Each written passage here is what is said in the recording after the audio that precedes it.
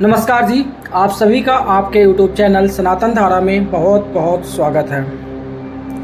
पिछली वीडियो में हमने लाल किताब के खाना नंबर 5 के बारे में विस्तार पूर्वक जाना, जो कि हमारे संतान, हमारी बुद्धि, हमारी टेक्निकल स्किल्स, हमारी हायर एजुकेशन और हमारे पूर्व जन्म और हमारे प्रेम संबंधों के बारे में दिखाता है। आज हम लाल किताब के खाना नंबर 6 के बारे में विस्तार पूर्वक जानेंगे। लाल किताब में खाना नंबर 6 बहुत ही महत्वपूर्ण माना गया है।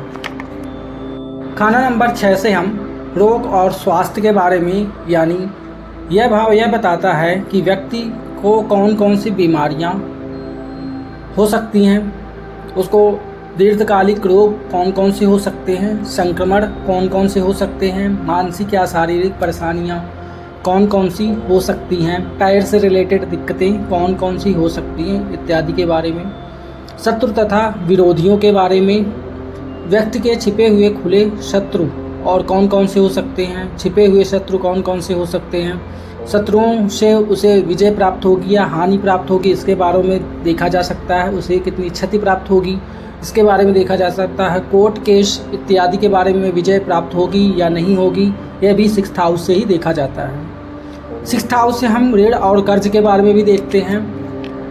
यहाँ से हमें पता चलता है कि व्यक्ति को कितना कर्ज ले पाएगा, उसे कितना कर्ज मिलेगा या फिर वह कितना कर्ज चुका पाएगा और कर्ज से संबंध में उसे परेशानियाँ कौन कौन सी आ सकती हैं। यहाँ से हम सेवा और नौकरी के भी बारे में भी जान सकते हैं। यहाँ से हम व्यक्ति को नौकरी मिलेगी या नहीं मिलेगी, सरकारी योग सेवा के योग हैं या नहीं हैं, रोज़मर्रा के कार्य, ऑफिस जीवन, अधीनस्थ लोग और सहयोगी इत्यादि के बारे में भी जानकारी मिलती है। क्योंकि यहाँ से 10वें का चौथा होता है, यहाँ से 6th हाउस से 10th चौथे पर होता है। यहाँ से व्यापार के भी बारे में भी जानकारी मिलती है, जॉब के बारे में, और 10th हाउस को मिलाकर के यहाँ दोनों को मिलाकर के जॉब के बारे में भी देखा जाता है। कानूनी मामले और मुकदमे, यानी पहले ही बोल चुका हूँ, जो कि कोर्ट केस, विवाद, लीगल संघर्ष, हार या जीत के बारे में बताता है। हम अपने नौकर, सहायक या पेट्स, एनिमल जो भी संबंधित है इनके बारे में भी हम देख सकते हैं। यदि 6th हाउस में कोई अच्छा ग्रह बैठा हुआ है उस हिसाब से, तो यहाँ पर उसे इन सब चीज़ों में प्रगति प्राप्त होगी और शत्रुओं पर विजय प्राप्त होगी, कोर्ट केस में विजय प्राप्त होगी, बीमारियों से उसे निजात पाने में बहुत कम समय लगेगा इत्यादि। यहाँ पर यानी 6th हाउस पर बुध और राहु उच्च के माने जाते हैं और शुक्र यहाँ पर नीच का होता है। जब बुध राहु यहाँ पर होते हैं तो जातक को डिसीजन लेने की क्षमता अच्छी हो जाती है, परंतु यहाँ पर गुरुदेव बृहस्पति खराब हो जाते हैं फिर कुंडली में। परंतु जब 6th हाउस में नीच का ग्रह शुक्र हो तो बुध और केतु का मिश्रित जो होता है, जो कि हम पहले मसनोई ग्रहों के बारे में भी समझ चुके हैं, शुक्र बनाता है। शुक्र हमारे अंडाणु, शुक्राणु और वीर्य होता है। यदि यहाँ पर शुक्र हो तो ज़्यादा संभोग के कारण, मतलब अति संभोग के कारण बीमारियाँ उत्पन्न होती हैं, जो कि गुप्तांग बीमारियाँ होती हैं। ऐसे में जातक के जीवन साथी को कैंसर तक की बीमारी हो सकती है, कैंसर तक हो सकता है। ऐसे में जिसको गुप्तांग से संबंधित परेशानियाँ हों, दिक्कतें हों, बीमारियाँ हों और 6th हाउस में नीच का ग्रह बैठा हुआ हो, तो उसे अपने प्राइवेट पार्ट में, यदि मेल है तो दही से अपने प्राइवेट पार्ट्स को धोते रहना चाहिए और लाल दवा, नीला थोथा जिसे कहते हैं, पैरामैग्नेट, उसका उपयोग करना चाहिए गुप्तांगों को धोने के लिए। अब हम लाल किताब के अनुसार खाना नंबर 6 के बारे में जानने की कोशिश करते हैं। 6ठे भाव को लाल किताब में लिखा गया दुनियावी जड़ पटल की दुनिया, रहम का खजाना, खुफिया मदद, यानी 6th हाउस सांसारिक मूल समस्याओं और संघर्ष जो भी होते हैं हमारे जीवन में, उसकी जड़ होती है। यहाँ पर गुप्त मदद और रहस्य मदद मिलती है यदि यहाँ पर शुभ ग्रह हो तो।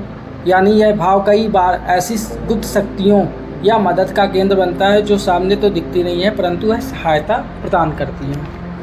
पाताल खाली जब तक रहता नेक असर कुल देता हो, यानी जब तक कि पाताल 6th हाउस को कहा गया है, यदि पाताल खाली जब तक रहता यानी जब तक 6th हाउस में कोई भी ग्रह नहीं होता वह शुभ फल ही देता है, अच्छा प्रभाव ही देता है।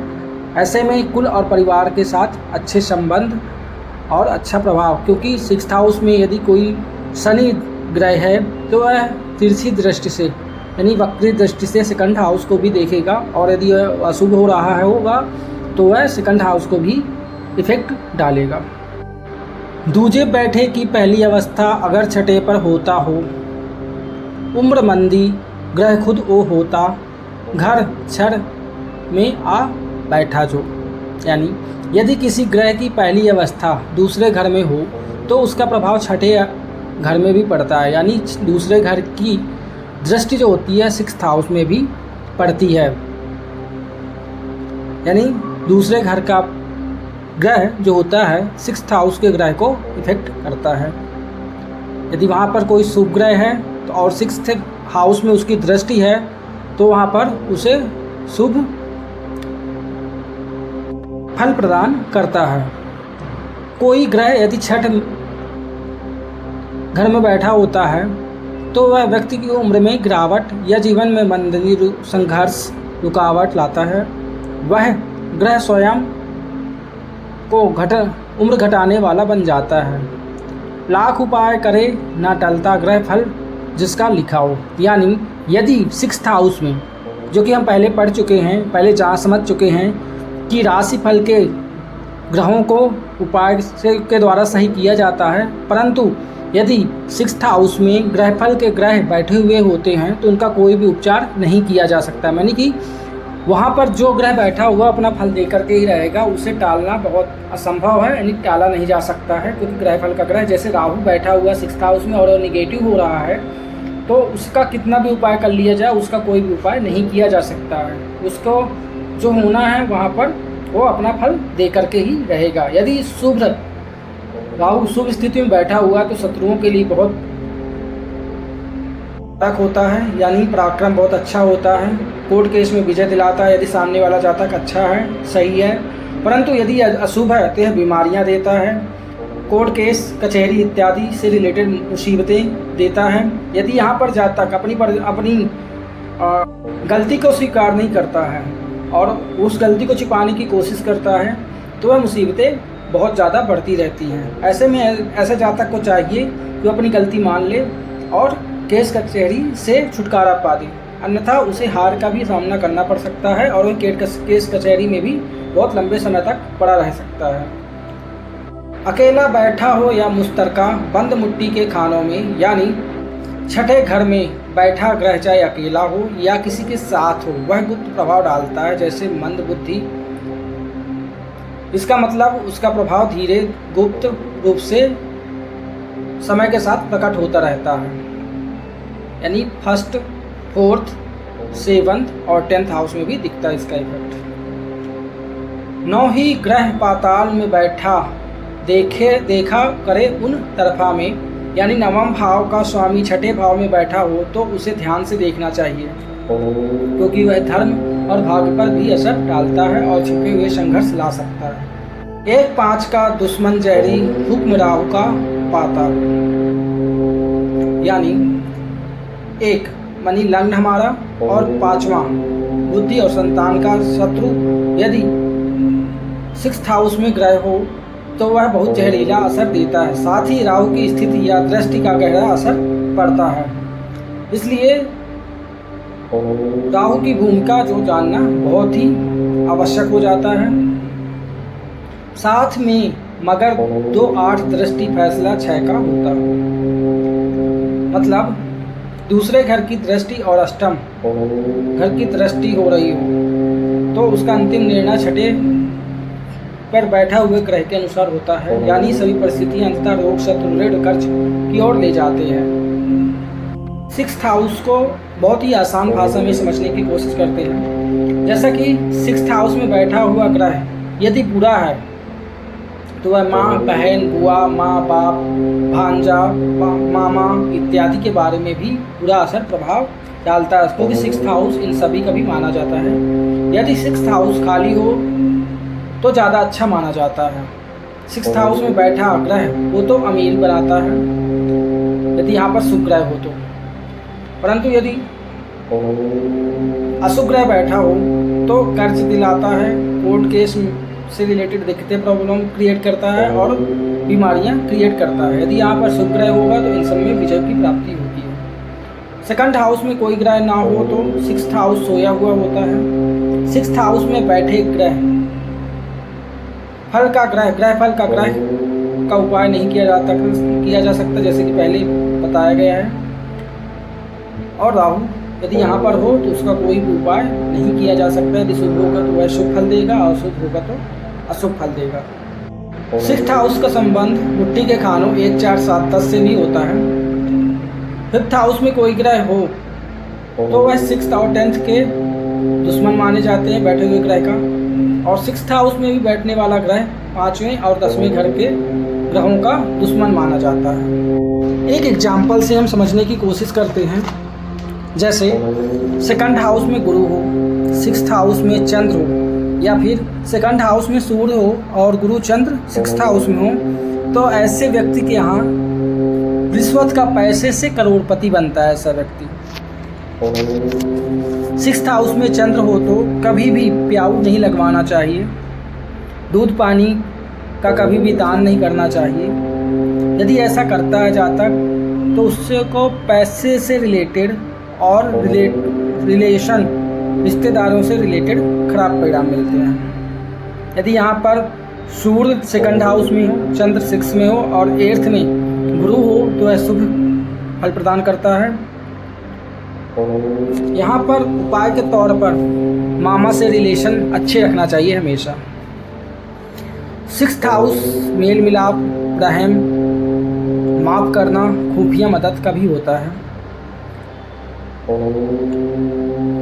यहाँ पर शुक्र केतु 6th हाउस में हो, 12 में मंगल, राहु और चंद्र हो तो परिवार से खतरा होता है, खत्म हो जाता है परिवार एक तरह से, पूरा परिवार का परिवार एक ही बार में खत्म हो जाता है। ऐसे योग में होता है जब कभी कभी हम सुनते हैं कि एक ही गाड़ी में पूरे परिवार जा रहा था, उसका एक्सीडेंट हुआ और सारा परिवार एक ही बार में खत्म हो गया, तो ये ऐसा योग उनकी कुंडली में होता है।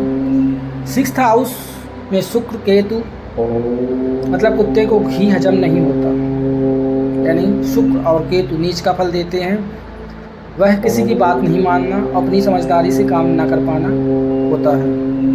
इसका उपाय होता है 43 दिन दूध में हलवा बनाकर मंदिर में दान देना या बांटना। शुक्र केतु हो तो चने की दाल मंदिर में रोज देना चाहिए।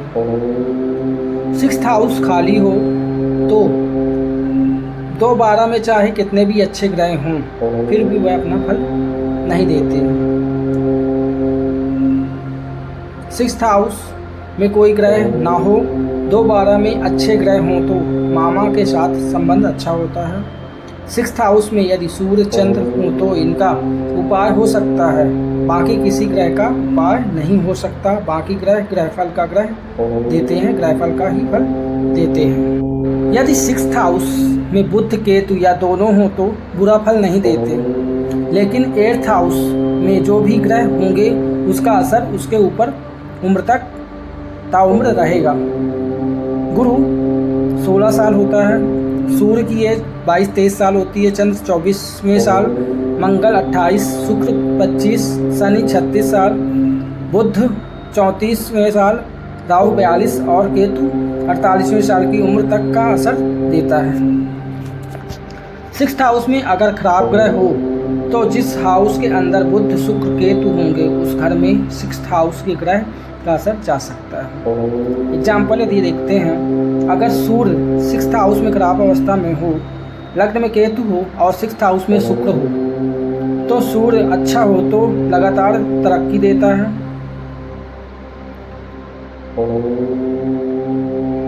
नौकरी अच्छी चलती है।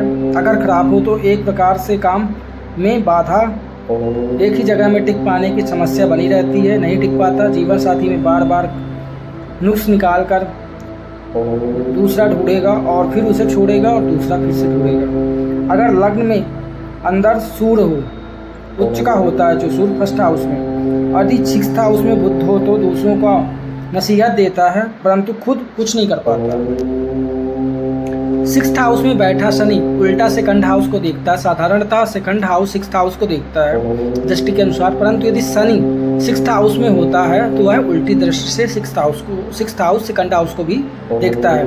यदि सेकंड हाउस में चंद्र हो और सिक्स्थ हाउस में शनि हो तो माँ का बुरा हाल करके रखता है।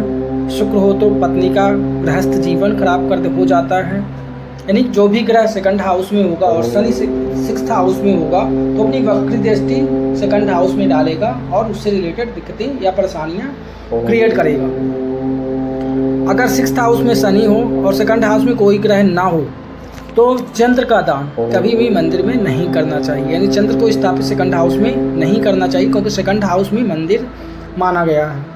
अगर बुध या राहु इकट्ठे सिक्स्थ हाउस में हो जाएं तो सेकंड हाउस में बैठे ग्रह को कोई बुरा असर नहीं डालते हैं। सूर्य सेकंड हाउस सिक्स्थ हाउस में राहु सब खराब कर देता है, लेकिन उल्टा विदेश यात्रा करके धन कमाएगा, लेकिन सूर्य के प्रभाव से धन प्रभाव खराब हो जाएगा। तो ये रहा सिक्स्थ हाउस जो हमारा बहुत ही महत्वपूर्ण माना जाता है। यह हमारे जीवन साथी के खर्चे को भी दिखाता है। यहाँ से हम देखते हैं उसकी बीमारियों को भी देखते हैं तथा अपने रोग शत्रु ऋण हमारा लोन इत्यादि के बारे में भी देखते हैं। यदि यहाँ पर शुभ ग्रह होगा तो शत्रुओं पर विजय प्राप्त होगी, कर्ज से मुक्ति प्राप्त होगी, स्थायी नौकरी रहेगी, अनुशासित जीवन रहेगा और स्वास्थ्य की रक्षा होगी। परंतु यदि यहाँ पर कोई भी नकारात्मक या बुरा ग्रह है या फिर अशुभ हो रहा हो, दृष्टि से, युति से या किसी प्रकार से अशुभ हो रहा होगा तो बार बार इंसान बीमार पड़ेगा, नौकरी में बाधाएं, दिक्कतें, परेशानियां उत्पन्न होंगी, कोर्ट केस में हार प्राप्त होगी, हार मिलेगी, कर्ज डूबेगा, कर्ज में डूब जाएगा, वह कर्ज को चुका नहीं पाएगा और वह कर्ज बढ़ता रह जाएगा। दुश्मनों से दिक्कतें बार बार प्राप्त होंगी। तो सिक्स्थ हाउस बहुत ही इम्पोर्टेंट जीवन में माना जाता है। आज की इस वीडियो को यहीं पे संपन्न किया जाता है। आप सभी का हमसे जुड़ने के लिए बहुत बहुत धन्यवाद। आगे के क्लास में आप सभी हमसे जुड़ने के लिए हमारे YouTube चैनल से जुड़े रहें ताकि हमारी सभी वीडियो आप तक आसानी से आपको मिल सके। आप सभी को बहुत बहुत धन्यवाद अगेन। जय माता दी।